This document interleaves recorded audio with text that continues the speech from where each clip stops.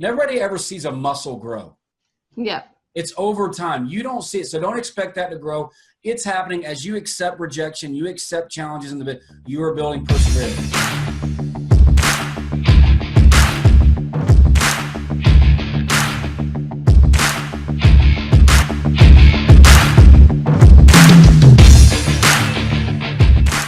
So for me, when I started my business 5 years ago, my business failed the first year. It didn't do well the second year, but I didn't just close shop. I didn't stop my website. I didn't stop my business. I kept it going, but I changed things. So I got my customer feedback.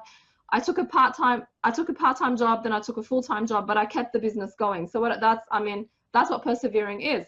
When it comes to selling, it's the same thing. Persevering, you're going to get so many no's, but it's just keep on going, understanding when to give up, but also understanding to also not give up at the same time.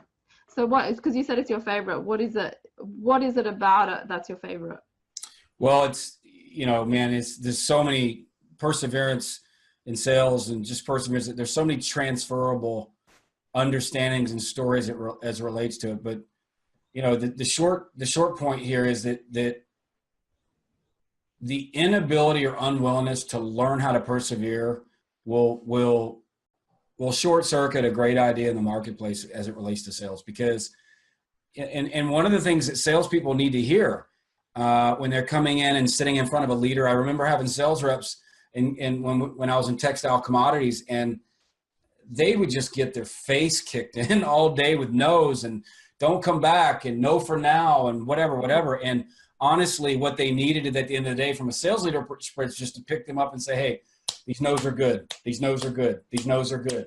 So from a leader, there's two thoughts here. From a leadership perspective, if you're leading individual contributors that are selling your idea, selling on behalf of investors, whatever it is, you've got to teach perseverance by modeling it, by being able to listen, by modeling it, by being able to listen and letting them see when you're losing.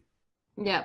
All right, number one, and how you handle it. But as an individual contributor, it goes with rejection. The more that you accept that these things are going to happen, that no usually means no for now. That's a great sort of trigger word there.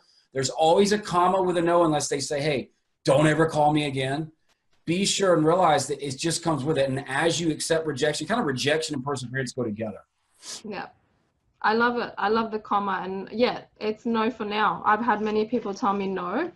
And a year later we're buying, especially in B2B. At B2B, they're going to tell you no first, second, third time. They're not ready. You have to look for disruptions in the business many times and look at changes and what's happening and just understand it's a long sales cycle and eventually you'll get there.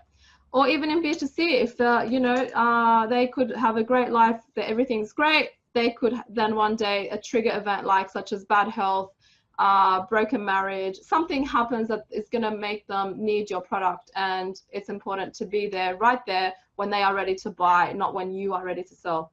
All right, so I think one other thing I'd say to just encourage everybody, nobody ever sees the perseverance muscle. Nobody ever sees a muscle grow. Yeah. It's over time. You don't see it, so don't expect that to grow. It's happening as you accept rejection, you accept challenges in the bit, you are building perseverance. It's important.